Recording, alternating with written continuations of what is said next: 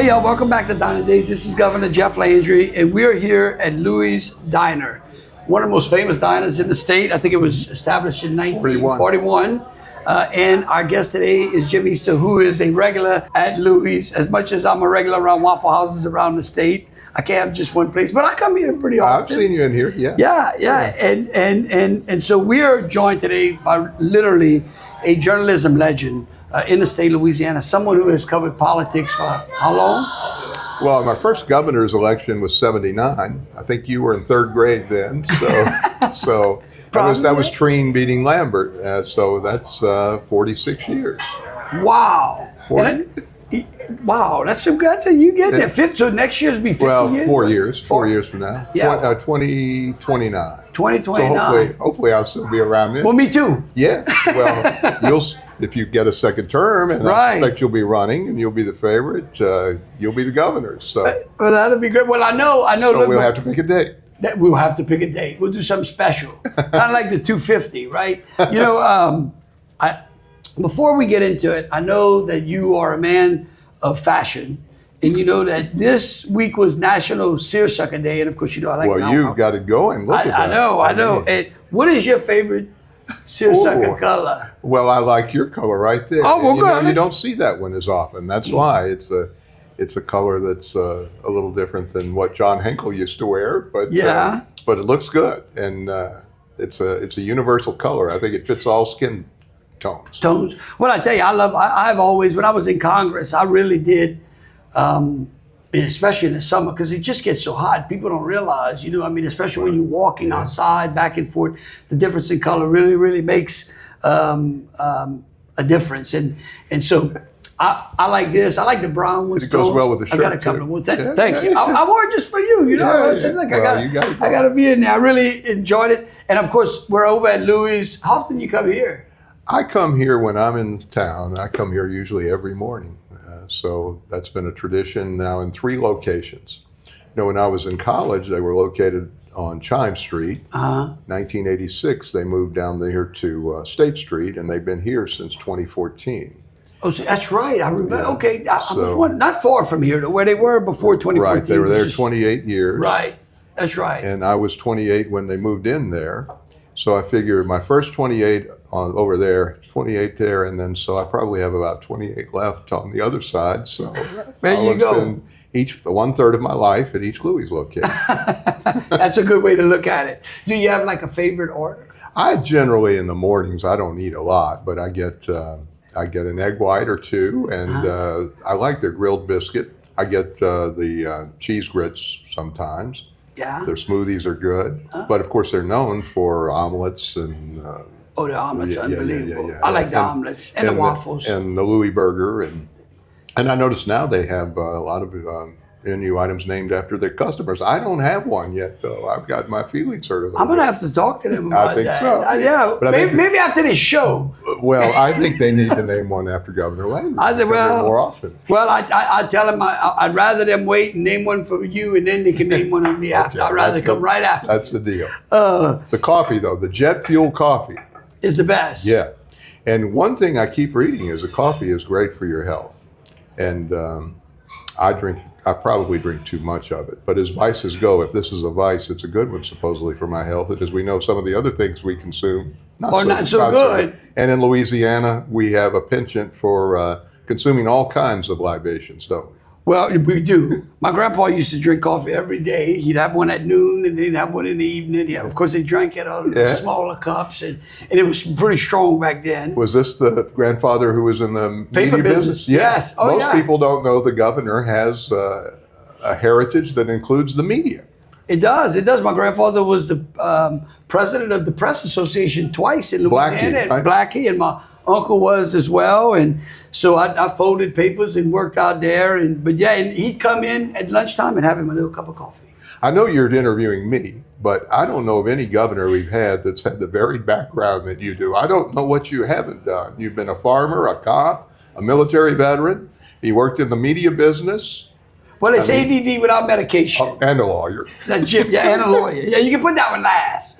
You can put that. And I went to college with a guy. I think he's your second cousin. Eric Gabrard. Oh yes. We're in the same class. That's right. Yep. Same what a character. Yep. What a character. Yeah, well, there's a lot of I characters. love him, and I can see some similarities. You're both charismatic guys, and you have that Acadian joy of life, and Le joie de vie, as they call it. yeah, that's a better way of putting it. Yeah, yeah. Well, tell us about your history in radio.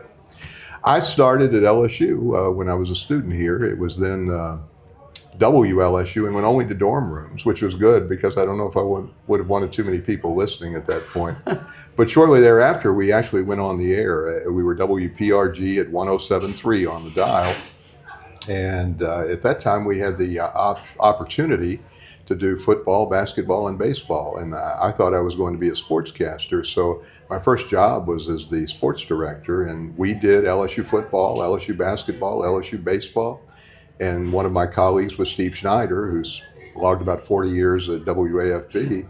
But it was a great experience. It gave me a lot of training. And the journalism school was not as recognized then as it is now.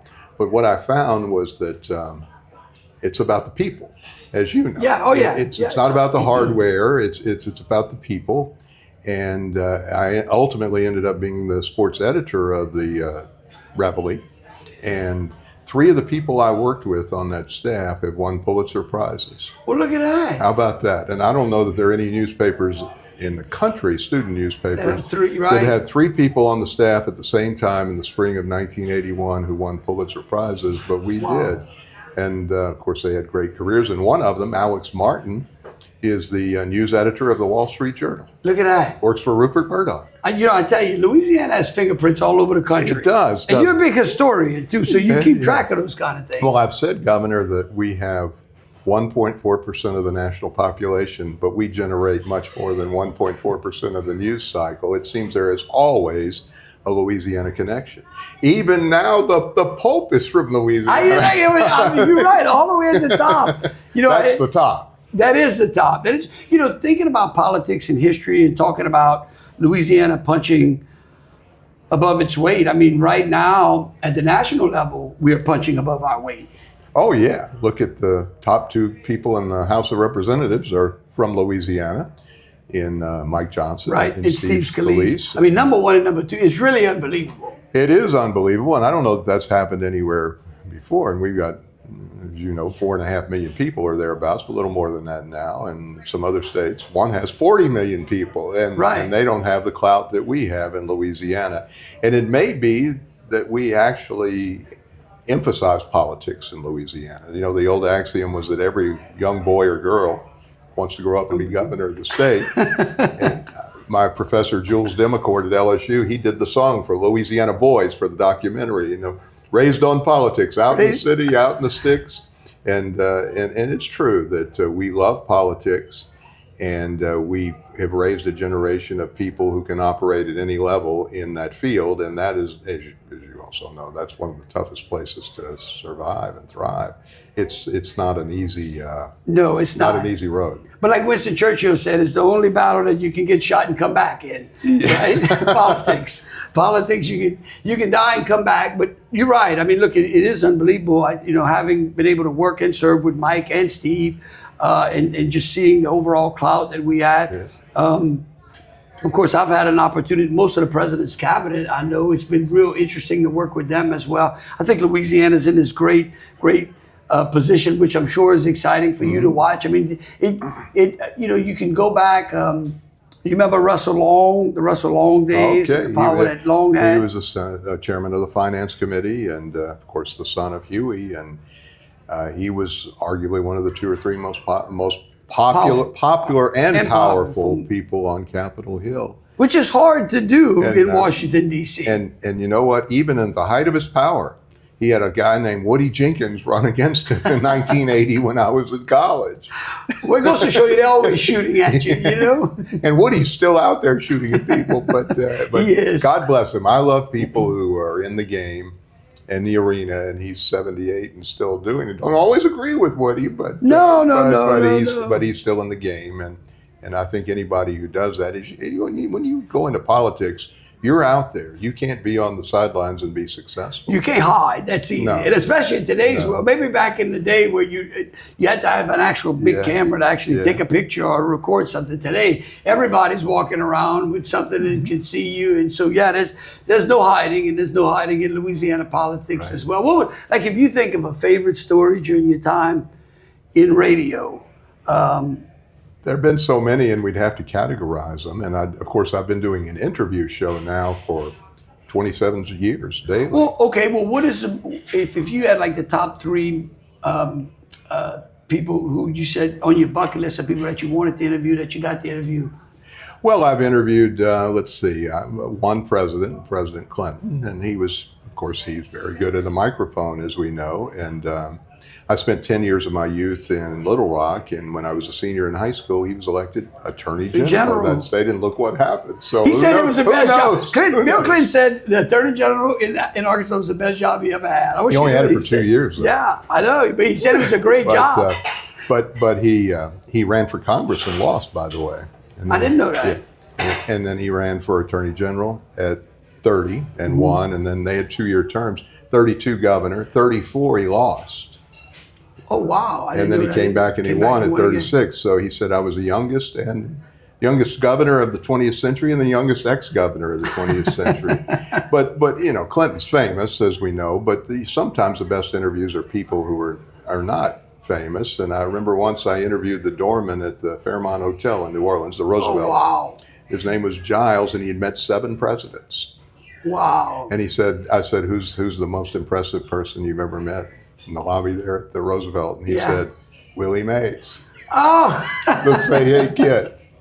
So, but there have been some moments, and usually it's when people they give me their A game. They're engaged. They're not just dialing it in, and it's apparent that they want to be there. And I remember Jerry Brown, who had been governor of California and run for president a few times and lost. He came back and became mayor of Oakland. Wow. And then he made all those incremental steps, mayor of Oakland, attorney general, governor of California. And he was elected governor the first time in 1974 when he was 36, and elected the last time in 2006 when he was 68. And back in the governor's seat. Yeah. Yeah. So he was, I think, he may be the youngest and the oldest governor in California history, and his father was the governor before him. But he came on and he talked about how he had gone in the Jesuit seminary when he was in college. He went 1 year to the University of Santa Clara. His roommate was Max Baer, Jethro, on the Beverly Hillbillies. Really? Yeah, and he goes into the seminary, and he was in the Jesuit seminary where they had no exposure to media or newspaper, outside, radio. No. So his dad got elected governor of California in 1956, and he didn't even know it. He didn't even know? He did not even know because he was not exposed to the media. Wow. So he said, that was just a little too much, so I decided to leave. And I said, well, what came next? He said, I enrolled at Berkeley. That's one extreme to the other. Yeah, wow. Went from seeing nothing to seeing everything. Yeah. Especially at that time of the year. Yeah, but he was a good interview, and there have been a lot of them, and of course Edwin Edwards. Yeah. In Louisiana, that's always a fun interview. Edwin Edwards and Dale Brown are the two people who I think have captivated me the most of anybody, and they're both Louisiana, and I interviewed both many times. And I remember when Governor Edwards got out of prison, he came and he did an interview with me like in the first week. And I said, did you ever pray? And he goes, no, I didn't pray. I said, do you ever pray? He goes, well, I prayed this morning. This would be a very good interview. And obviously my prayers were not answered. He was quick on the wit. Oh, as we know, and has those quotes that will live forever about his governor's races. In 91, when he beat David Duke, he said it was they were both wizards under the sheets. Oh yeah. He has been unbelievable. And in '83, I know this is a family podcast, but remember when he was asked about whether he would lose to David Treen, he said and Dean Baquet, the guy who became editor of the New York Times, was working for the Picayune. He's the one who asked him the question.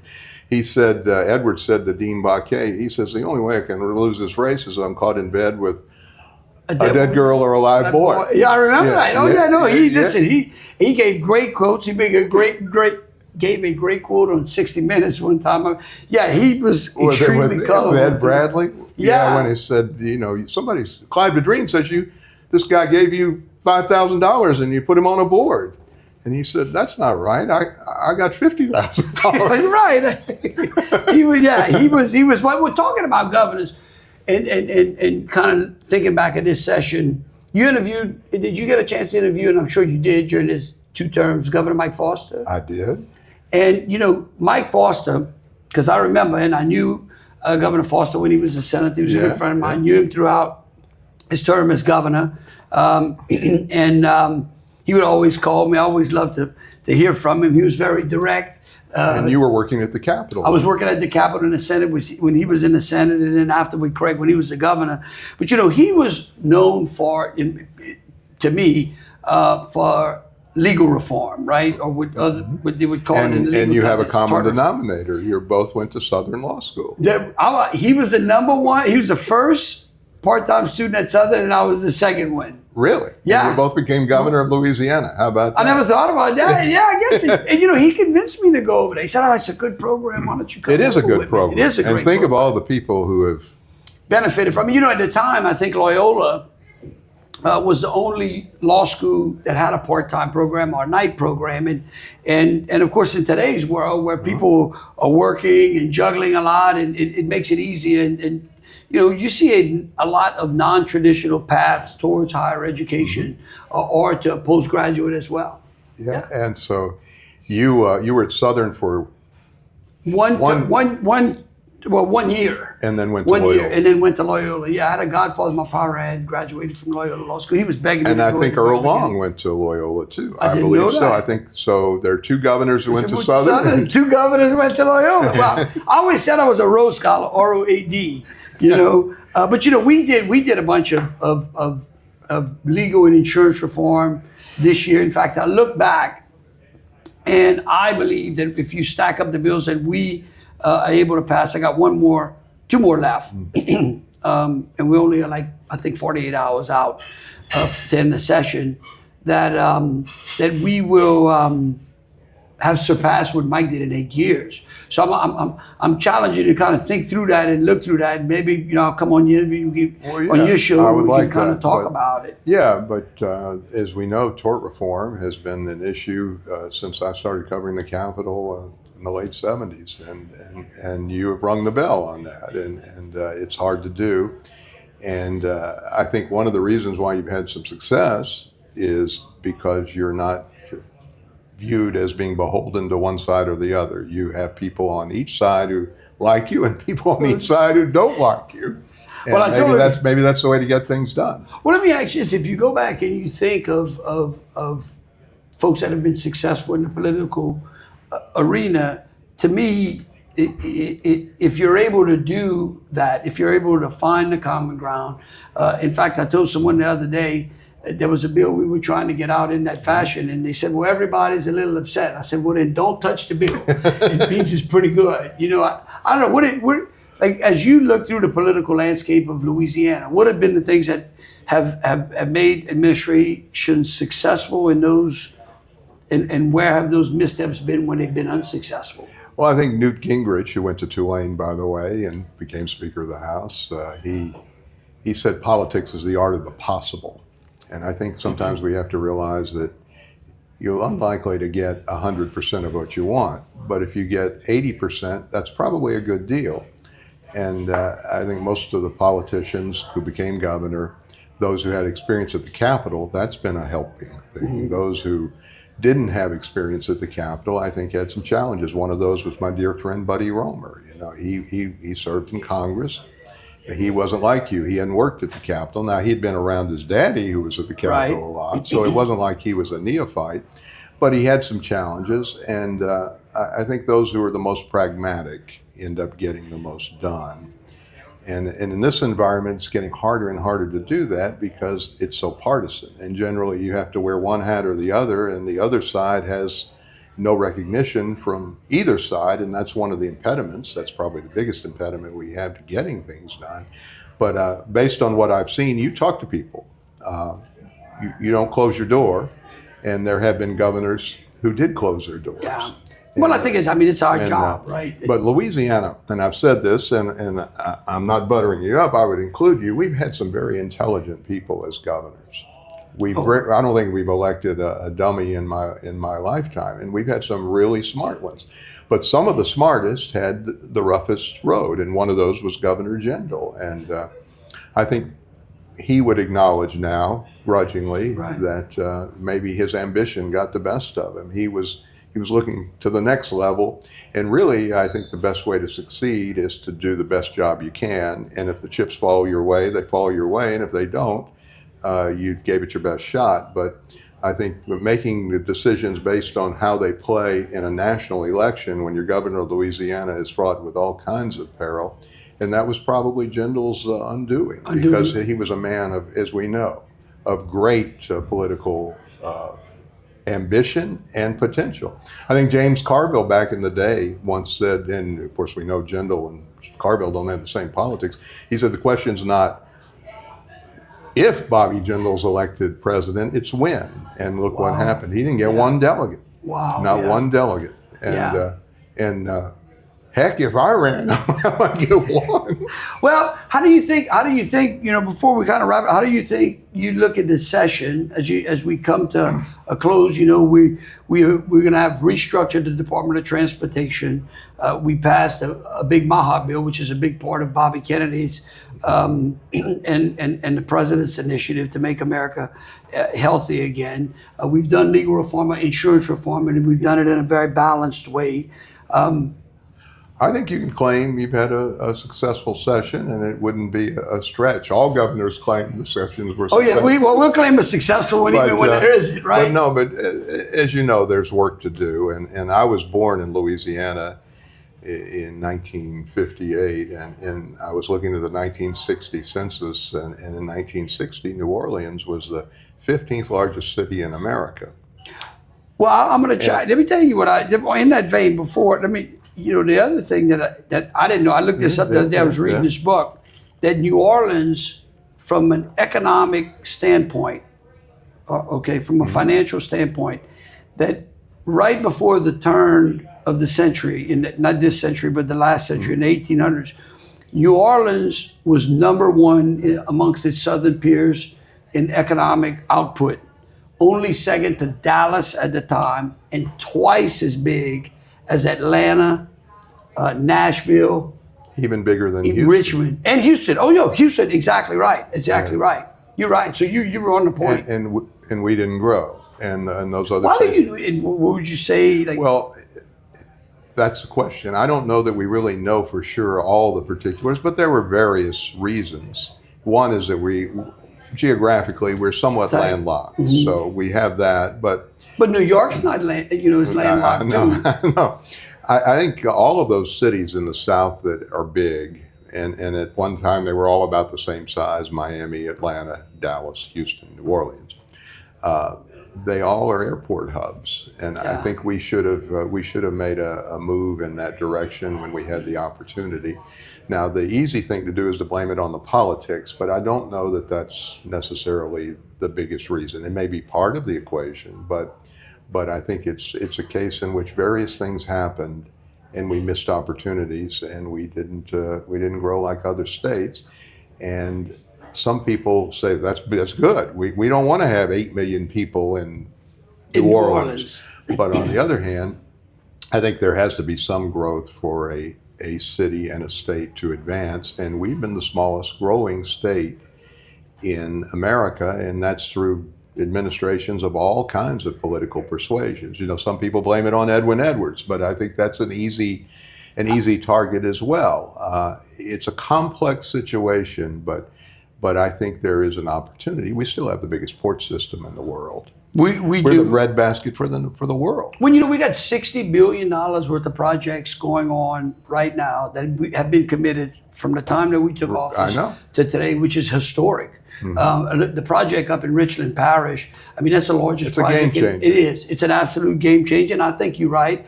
I've always believed that you try not to do everything, but you find the things that you can focus on and what your attributes are, what your assets are, and then try to concentrate on that. And that's how we've tried to govern. Really, I think there's some great things. And as I look out at my university right here, stone's throw away, literally, I know you're close to the president. I think LSU should make a move to get the Trump Library.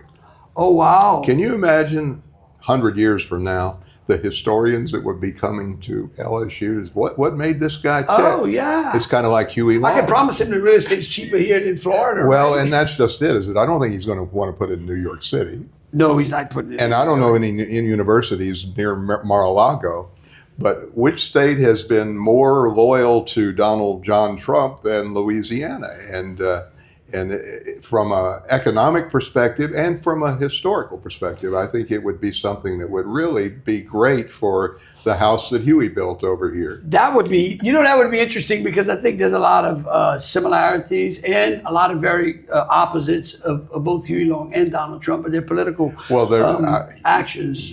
I don't know if Donald Trump's following Huey, but Huey basically wrote the playbook. Yeah, no, and I know, the president asked me one day, tell me about Huey Long.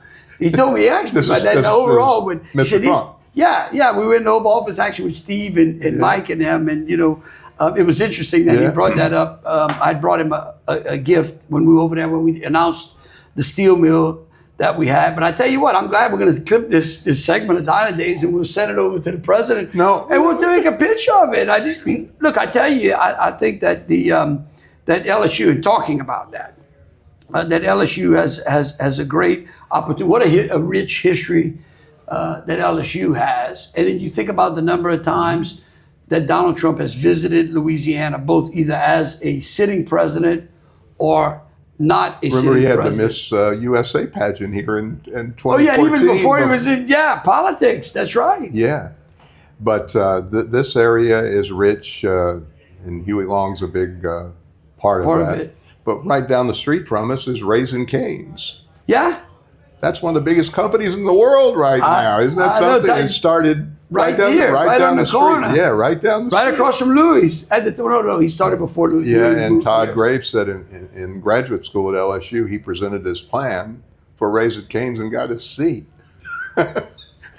Well, that's okay. The guy with FedEx, I think, presented that plan, and he didn't get too well. I remember C's are now considered bad grades, but I remember reading about President Kennedy, and he said that when he was at Harvard, that he would usually shoot for a gentleman's C. He didn't want to seem to be too smart, but C was okay. But now a C, we've had some grade inflation, haven't we? There's a lady here who works here, and she showed me her transcript, and she had a 4.11 total, and I didn't know what you could do. How can you get above 4? But now they give 4s and 5s.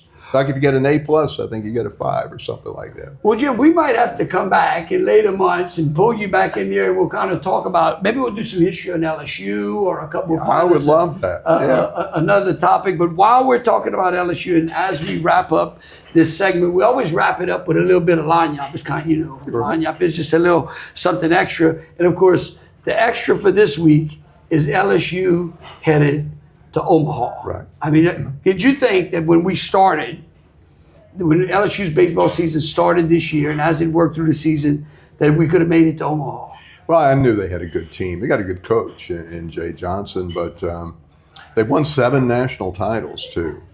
And when I was here in 1978, which was my freshman season, they went 12-34. Wow. The coach, Jim Smith, was his main job was the equipment manager for the football team. And now it's the biggest program in the country. Oh, and by the way, we got to give a shout out to LSU Shreveport, because the Pilots 59-0. And they headed to the White House. So maybe that'll nudge the LSU Tigers here to make sure that they win Omaha. Well, I think they're as good as any team in the country. But as you know, baseball is a random game. And I think that's the reason why I view it as the best game, because on a given day, a Hall of Fame pitcher can lose a game to an average hitter or vice versa. But I think in this case, LSU's got as good a shot as any, and I wouldn't be surprised if they won it all. Well, we are hoping, and of course that's the latest buzz from the boot. Now we gotta eat today. I mean, this is the Diner Days.